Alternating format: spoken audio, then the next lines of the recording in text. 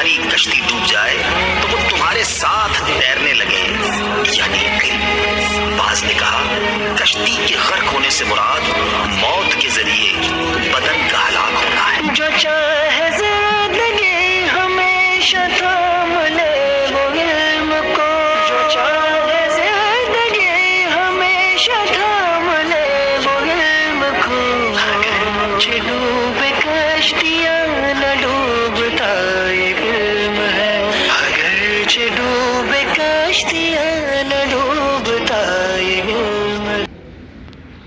بسم اللہ الرحمن الرحیم، الصلاۃ والسلام علیک یا رسول اللہ، الصلاۃ والسلام علیک یا نبی اللہ، الصلاۃ والسلام علیک یا حبیب اللہ، وعلی آلک و اصحابک یا نور اللہ، صلی اللہ تعالی علیہ وسلم۔ بیان کیا گیا کہ مسند کو فعل لانا تو اس کے دو فائدوں کے لیے ہوتا ہے، یا تو اختصار کے طریقے پر جو ہے تینوں زمانے میں سے کسی ایک سے مقید کرنے کے لیے، اور ساتھ ہی ساتھ تجدد کا فائدہ دینے کے لیے، جیسا کہ شعر آپ کے سامنے پیچھے بیان کیا گیا۔ وَأَمَّا كَوْنُهُ اسْمًا، رہا مسند کا اسم ہونا، کبھی تو مسند دونوں طرح ہو سکتا ہے، اسم بھی ہو سکتا ہے اور فعل بھی ہو سکتا ہے۔ رہا مسند کا اسم ہونا فَلِإِفَادَةِ عَدْمِهِمَا، تو ان دونوں کے عدم کا فائدہ دینے کے لیے، ان دونوں کے عدم کا فائدہ دینے کے لیے، نہ تو تجدد حدوث کے لیے اور نہ ساتھ ہی ساتھ کسی زمانے سے مقید کرنے کے لیے، بلکہ ثبوت اور استمرار کے لیے۔ اس لیے ہوتا ہے ثبوت اور استمرار کے لیے، تو ان دونوں کا عدم ہو جائے گا نا وہاں پر، ان دونوں کے عدم کا فائدہ دینے کے لیے، یعنی ثبوت لِإِفَادَةِ الثُّبُوتِ وَالدَّوَامِ، دوام اور ثبوت کا فائدہ دینے کے لیے ہوتا ہے۔ جیسے کہ شعر پیش کر رہے ہیں، لا یالف الدرہم المضروب سرتنا ولکن یمر علیہ وہو منطلق۔ لا یالف المانوس نہیں ہوتے ہیں، الدرہم المضروب ڈھالے ہوئے درہم جو ہیں ہماری تھیلیوں سے مانوس نہیں ہوتے۔ ڈھالے ہوئے درہم جو ہیں، یعنی جو درہم جو جمع کیے جاتے ہیں تھیلیوں میں، اس تھیلیوں سے مانوس نہیں ہوتے، ولیکن یمر علیہ، لیکن وہ اس میں سے گزر جاتے ہیں۔ یمر علیہ، وہ اس پر ان کا جو ہے اس تھیلیوں میں گزر ہوتا رہتا ہے، وہ منطلق، اور وہ برابر چل رہے ہیں۔ یہاں پر لفظ محل استشہاد کیا ہے؟ منطلق ہے، برابر چل رہے ہیں۔ دیکھیں ایک جو ہے درہم جو ہے جیب میں پڑا رہا ایسے کر کے، وہ مانوس ہو جاتا ہے، نکل کے ہی نہیں آ رہا، بخیل نے جو ہے 1 مہینے کے لیے رکھ لیا ہے، دیکھ کے اسی میں رکھ رہا ہے، تو وہ مانوس ہو گیا کہ ہاں یہ جیب میری ہو گئی ہے۔ لیکن یہ جو درہم ہے، یہ ڈھالے ہوئے درہم ہماری تھیلیوں سے مانوس ہی نہیں ہو رہے، بس آتے ہیں نکل کے، سخاوت مقصود ہے یہاں پر دکھانا، ادھر آئے ادھر نکل کے چلے گا، چل رہے ہیں، بس آ رہے ہیں جا رہے ہیں، چل رہے ہیں۔ تو یہاں محل شاید منطلق ہے، جو دوام اور ثبوت کے لیے بتایا گیا ہے کہ برابر چل رہے ہیں یہاں پر۔ تو مسند یہاں پر جو ہے اسم ہے، دلالت کرنے کے لیے کہ تھیلیوں سے درہموں کا جو چلن ہے وہ برابر ہمیشہ ان کے لیے کیا ہے؟ چل رہے ہیں، ایک دن بھی نہیں رکتے کہ نکل جاتے، پھر آتے ہیں، نہیں پھر آ رہے ہیں، چل، یہ ہے۔ تو محل شاہد کیا ہوا؟ منطلق، اور یہ اسم ہے کس کے لیے آیا؟ دوام اور ثبوت کے لیے۔ وَأَمَّا تَقْیِیدُ الْفِعْلِ بِمَفْعُولٍ، رہا کسی فعل کو مقید کرنا مفعول کے ذریعے، وَنَحْوِی، اور اس کے جیسے کے ذریعے، اس کے جیسے یعنی اسم فاعل، اسم مفعول، صفت مشبہ، فعل کو مقید کرنا، مشابہ یعنی اسم جیسے مفعول کے ذریعے، اسم فاعل، اسم مفعول، اور صفت مشبہ، اسم تفضیل، یا مفعول مطلق، یا بہی، یا مفعول فی، یا لہو، یا معہو، اور جیسے حال، تمیز وغیرہ کے ذریعے مقید کرنا، صحیح ہے؟ تو ان کے ذریعے سے مقید کرنا فَلِتَرْوِیَةِ الْفَائِدَةِ، تو فائدے کی کثرت کے لیے ہوتا ہے۔ کہہ رہے ہیں کیسے ہوتا ہے؟ فائدے کی کثرت کے لیے ہوتا ہے۔ دیکھیں جب آپ نے اتنا پڑھا تھا، زید قرأ، زید نے پڑھا، تو یہ ایک فعل تھا. اب اس کے ساتھ آپ نے پڑھ دیا زید قرأ القرآن، ایک فائدہ ملا، قرآن پڑھا.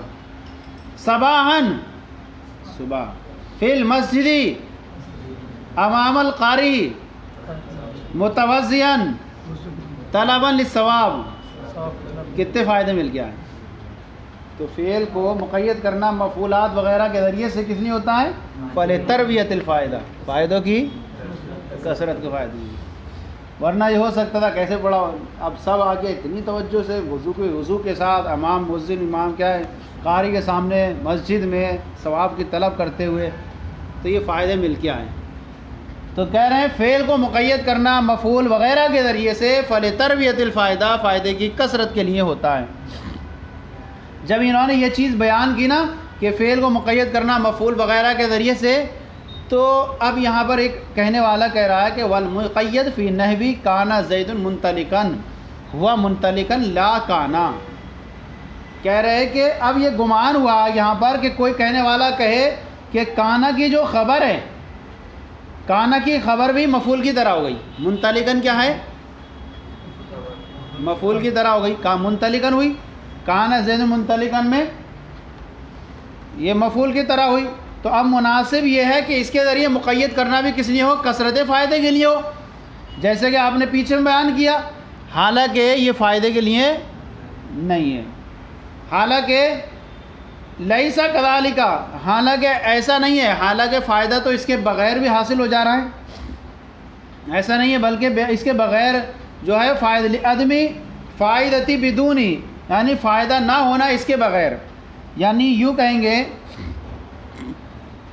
گویا مفعول کی مانند ہے، اور منطلقاً سے فائدہ تو ہو رہا ہے مگر فائدے میں اضافہ نہیں ہوتا. کیا ہے؟ کیونکہ فائدہ بڑھنے کا مطلب یہ ہے کہ پہلے سے فائدہ موجود ہے، اب اس میں اور اضافہ ہو جائے. حالانکہ منطلقاً کے بغیر یہ کلام تام ہی نہیں ہوتا. کانا زیدن کہتے تو یہ منطلقاً کے بغیر کلام تام ہی نہیں ہوتا. تو اب کہنا چاہ رہے ہیں کہ مفعول کو لا کر کے یہ گویا کہ یہاں پر مقید کرنا چاہیے. تو ہم کہتے ہیں کہ دیکھیے یہاں پر مقید جو ہے اس کے اندر مثال کے اندر کانا زید منطلقاً میں ہوا منطلقاً ہے. اگر صرف اتنا ہی بول دیتے ہیں ہوا منطلقاً تب بھی تو جملہ تام تھا. تو کہہ رہے ہیں کہ اصل یہاں پر کلام جو ہے زید منطلقاً ہے، اور مسند وہ منطلقاً ہے جس کو مقید کیا گیا کانا کے ذریعے سے، جس کو مقید کیا گیا کانا کے ذریعے سے اس بات کا فائدہ دینے کے لیے کہ فائدہ جو ہے اب ثابت ہوا زمانے ماضی میں. تو فائدہ ہوا کہ نہیں ہوا؟ پہلے جو تھا کیا ہے؟ پہلے یہاں یعنی کہنا چاہیے تھا کہ مفعول کی مانند ہے، یہ بھی کیسے؟ منطلقاً. اور منطلقاً سے فائدہ تو ہوتا ہے مگر فائدے میں اضافہ نہیں ہوتا، کیونکہ فائدہ بڑھنے کا مطلب یہ ہے کہ پہلے سے فائدہ موجود ہو اب اور اس میں اضافہ ہو جائے. حالانکہ منطلقاً کے بغیر یہ کلام تام ہی نہیں ہوتا. جواب کیا دیں گے؟ منطلقاً کو کانا کی قید سمجھنا غلط ہے. منطلقاً کو کانا کی قید سمجھنا، اصل میں کانا جو منطلقاً، کانا جو ہے یہ منطلقاً کی قید ہے، کانا جو ہے، اور منطلقاً مقید ہے. اس لیے کہ کلام کا مقصد زید سے انطلاق کی نسبت کرنا مقصود ہے، زید کی طرف انطلاق یعنی چلنے کی طرف نسبت کرنا، اور وہ زید منطلقن سے حاصل ہے، پہلے سے حاصل ہے. اب کیا کیا؟ کانا کے بغیر بھی ہوا منطلقن کیا تھا؟ مرکب مفید تھا، مرکب. تو کانا کے ذریعے، کانا کے ساتھ جب منطلقن کو مقید کیا تو فائدہ اور زیادہ ہو گیا. اور کیا ہو گیا وہ کہ کانا نے زمانے کی نسبت ظاہر کر دی، زمانے ماضی میں ہو گیا. صحیح ہے نہیں؟ تو یہاں مسند جو ہے منطلقاً ہے اور کانا قید ہے، اور منطلقاً کیا ہے؟ مقید ہے. تو فائدہ تو پہلے سے حاصل تھا ہی، لیکن کانا داخل کرنے سے اور زیادہ فائدہ ہو گیا جو زمانے کے ساتھ مختص ہو گیا. یہی چیز انہوں نے بیان کی. والمقید فی نحوی کانا زید منطلقاً، مقید جو ہے وہ کانا زید منطلقاً میں وہ صرف منطلقاً ہے، لا کانا. کیا ہے؟ کانا نہیں ہے جس کو مقید کیا گیا ہے. تو زید منطلقاً ہے جس کو مقید کیا گیا. کانا سے کیوں مقید کیا گیا؟ لافادتی، اس بات کا فائدہ دینے کے لیے انطلاق ثابت فیما مضی، کہ زمانے ماضی میں انطلاق کو ثابت کرنے کے لیے. وہ اما ترکہ، رہا مسند کا ترک کرنا. اب تو کیا تھا؟ حذف ہوا، اور فعل کی نہیں، مسند کو ترک کرنا نہیں، فعل کی قید کو ترک کرنا. اما ترکو اے ترکو تقید الفعل، فعل کی قید کو ترک کرنا، یا تو قید لے کے آئے ساری چیزوں میں، رہا فعل کی قید کو ترک کرنا تو وہ کیوں ہوتا ہے؟ فل مانع، کسی نہ کسی معنی کی وجہ سے. بھائی فعل کی قید لے کے آ رہے تھے ہم، کچھ نہ کوئی فائدہ کے لیے آ رہے تھے، اب فائدہ نہیں ہو، عدم تربیت الفائدہ تھا، اور جب عدم تربیت الفائدہ ہو جائے تو وہاں کیا کہہ دیں گے؟ قید کو ہٹا دیں گے. لمانع، کسی معنی کی وجہ سے، مثلا یعنی فائدے کی کثرت، جیسے اختصار ملحوظ ہے، اختصار ملحوظ ہے وہاں، تو وہاں فائدے کی کثرت مقصود نہیں ہے، یا جو ہے قید کے ذریعے کوئی فائدہ ہی نہیں ہو رہا ہے تو وہاں پر جو ہے اس کو ختم کر دیں گے. یا جو ہے مخاطب کے علاوہ سے معاملہ پوشیدہ رکھنا مقصود ہے. اب کہا جائے مثلا نصر بکرن، بکر نے مدد کی، اب یہ جو ہے مخاطب کے علاوہ سے پوشیدہ کرنا مقصود ہے. یہ کیا مدد کی؟ بکر نے مدد کی، کس چیز کی مدد کی وہ بتانا مقصود نہیں ہے، مفعول نہیں. بکر نے مدد کی بکری دے کر، بکر نے مدد کی کچھ دے کر، اس کو چھپانا مقصود ہے. جو مدد کی ہے وہ ہم جانتے ہیں دونوں، اس کو نہیں بتانا ہے. تو یہاں جو ہے فائدہ نہیں لانا چاہتے ہیں، فائدہ لائیں گے تو یہ جو ہے کچھ نہ کچھ گڑبڑ کر دے گا. سمجھ میں آگے نہیں؟ وہ اما تقییدہ بالشرط، رہا مسند کو مقید کرنا شرط کے ساتھ، رہا فعل کو مقید کرنا شرط کے ساتھ، فل اعتبار، تو وہ کسی نقطوں اور فائدوں کے لیے ہوا کرتا ہے. لا تعرف الا بمعرفت ما بین ادواتی من التفصیل، جو نقطے اور فائدے نہیں سمجھے جا سکتے مگر جو ہے سارے ادوات کے درمیان تفصیل کو جان کری. آپ نے جو ہے شرعیت میں پڑھا ہے، با اس کے لیے آتا ہے، اس کے لیے آتا ہے، لام اس کے لیے آتا ہے، یہ اس کے لیے آتا ہے، یہ کتنے معنی کے لیے آتا ہے، یہ ساری تفصیل آپ کے سامنے کام بیان کر دیے. وقت بین ذالک فی علم النحو، اور یہ ساری تفصیل کہاں سے بیان کر دی گئی ہے؟ علم نحو میں. بتایا نہیں بتایا بھائی؟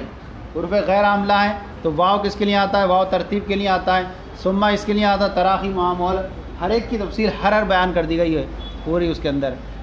تو یہی کہہ رہے ہیں کہ ادوات کے درمیان جو تفصیل کی معرفت ہے یہ نہیں جانی جا سکتی، اور جب تک کہ تفصیل نہ جان لی جائے. جو تفصیل بیان کر دی گئی، جو ان کے درمیان تفصیل ہے، نہیں جانا جا سکتا مگر اس معرفت، مگر اس کو پہچان کر جو ادوات کے درمیان تفصیل ہے. اور یہ ساری تفصیل کہاں ہو چکی ہے؟ علم نحو میں بیان ہو چکی ہے. مثلا مہما اور متا یہ عموم زمان کے لیے آتا ہے، اینا یہ عموم مکان کے لیے آتا ہے، من جو ہے یہ ذوی العقول کے لیے آتا ہے، ما یہ غیر ذوی العقول کے لیے آتا ہے. یہ ساری تفصیل آپ کو جو ہے علم نحو میں بیان کی گئی ہے. حیث و قبل و بعد یہ ظرف زمان کے لیے آتے ہیں، اینا یہ استفہام کے لیے آتا ہے.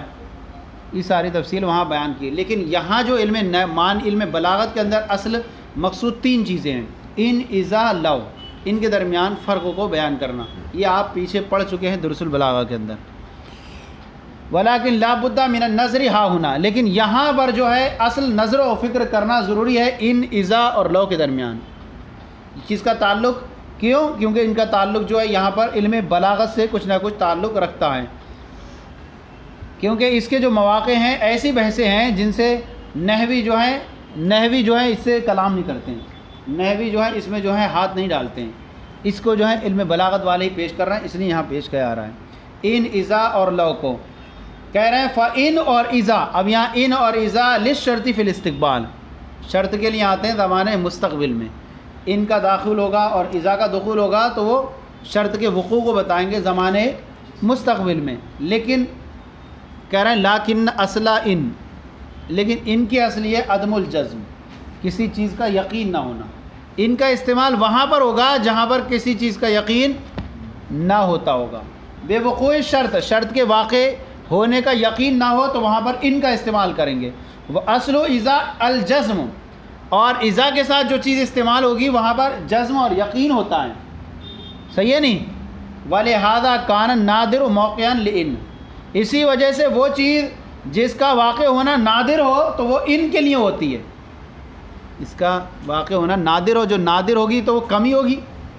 اچھا، جو یقین کے درجے، اسی وجہ سے جو چیز جس کا واقع ہونا نادر ہو یعنی اکثر واقع نہ ہوتی ہو تو وہ ہوگی ان کے ساتھ آئے گی، اور جس کا واقع ہونا کثرت سے ہوتا ہو وہ اذا کے ساتھ آئے گی، کیونکہ جو نادر ہوگی نا تو وہ ہے کہ نہیں ہے، ایک مرتبہ آئی تھی، پتہ نہیں آئی کہ نہیں آئی تھی کہ نہیں ہوئی تھی، اور جو کثرت سے آ رہی ہے تو وہ یقین کے درجے میں آ گئی، ہاں بہت مل رہی ہے نہیں، تو یاد رہتی ہے ایک بار کوئی چیز ملی، احسان کیا تھا کہ نہیں کیا تھا، احسان کیا تھا، جو کثرت سے احسان کرتا رہے اس کا یاد رہے گا۔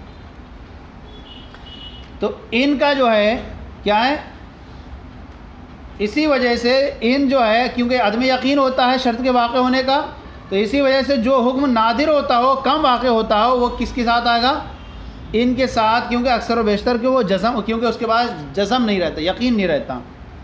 اور اب فرماتے ہیں وغلب لفظ الماضی ما اذا، اسی وجہ سے اذا کے ساتھ ماضی کا استعمال غالب ہو گیا، کثرت سے جو ہے اذا کے ساتھ ماضی کا استعمال ہوگا، کیونکہ وہ کس پر اعتراض کرتا ہے، یقین پر، اور جو چیز کثرت سے آئے گی وہ کیا ہوگا، اذا کے ساتھ استعمال ہوگا۔ تو اب اسی وجہ سے ماضی کا لفظ جو ہے غالب ہو گیا اذا کے ساتھ، کس وجہ سے، کیونکہ اس کے اندر جزم ہوتا ہے شرط کے واقع ہونے کا، اور ماضی بھی کس چیز پر دلالت کرتا ہے، تحقق اور یقین پر دلالت کرتا ہے، کیونکہ وہ وقوع پر دلالت کرتا ہے تو وہ کس کے مناسب ہوا، اذا کے مناسب ہوا، اور مضارع جو ہے عدم یقین پر دلالت کرتا ہے تو اس کے مناسب ان ہوا، اس کے مناسب کون ہوگا، سمجھ میں آ رہا ہے نہیں، تو اس کے مناسب ان ہوگا، کیونکہ وہ عدم یقین پر دلالت کرتا ہے، اور مضارع بھی کیا ہے، اس کے اندر بھی یقین نہیں ہوتا، اور ماضی چونکہ تحقق یقین پر دلالت کرتا ہے، اور اذا بھی جزم کے لیے آتا ہے، تو جو جس کے مناسب تھا وہ اس کو دے دیا گیا۔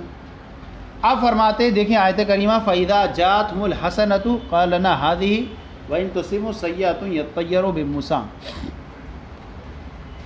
اور جب ان کے پاس کوئی خوبی آتی، اچھائی آتی، یعنی جن کی طرف موسیٰ علیہ السلام کو بھیجا گیا تھا، ان کے پاس کوئی اچھائی پہنچتی، قَالُوا لَنَا هَٰذِهِ، تو وہ یہ کہتے ہیں یہ ہمارے لیے ہیں، یہ ساری اچھائیاں اور خوبیاں ہمارے لیے، وَإِن تُصِبْهُمْ سَيِّئَةٌ، اور اگر کوئی انہیں تکلیف پہنچ جاتی تو یطیروا بموسیٰ، تو بدشگونی لیتے تھے موسیٰ اور ان کے ساتھیوں سے، کہتے ہیں یہ انہی کی وجہ سے آئی ہے، یعنی اگر یہ نہ ہوتے تو ہمیں کوئی منحوسیت وغیرہ نہیں پہنچتی۔ کون، اب دیکھیں یہاں پر جو ہے آیت کریمہ آئی، اور اس کے اندر دیکھیں اذا آیا، فَإِذَا جَاءَتْهُمُ الْحَسَنَةُ، اذا کا استعمال کس کے ساتھ ہوا، ماضی کے ساتھ، اور حسنہ یہ معرفہ لایا گیا، اور حسنہ کے ساتھ، حسنہ سے کون سی، جب ان کے پاس حسنہ آتی، بارش ہے، مالوں کا زیادہ ہونا، بدن کا صحت یاب ہونا، اولاد کا کثرت سے ہونا، یہ ساری خوبیاں جب ان کے پاس آتی تو کہتے یہ ہمارے لیے ہیں۔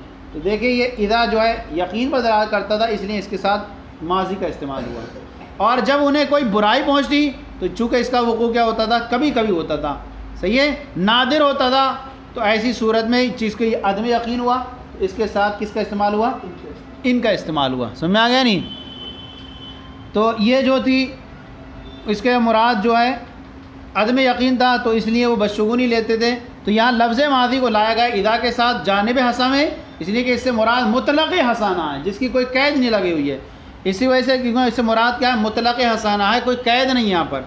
تو اب فرماتے ہیں لأن المراد الحسن المطلق، اس لیے کہ اس سے مراد کیا ہے، مطلق حسنہ، ولہذا عرفت تعریف الجنس، اسی وجہ سے جنس کو معرفہ لا کر اس کی کیا گیا، معرفہ لایا گیا، الحسنہ کو، اسی وجہ سے الحسنہ کو معرفہ بنایا گیا، تعریف الجنس، حسنہ کو جنس سے معرفہ بنا کر، معرفہ کی جنس بنا کر، اسی وجہ سے حسنہ کو معرفہ لا گیا، تعریف الجنس، الف لام جنس کا لا کر کے، معرفہ لا کر کے، الحسنہ میں، اس سے مراد کون ہو گئی، تمام جنس حسنہ مراد ہو گئی۔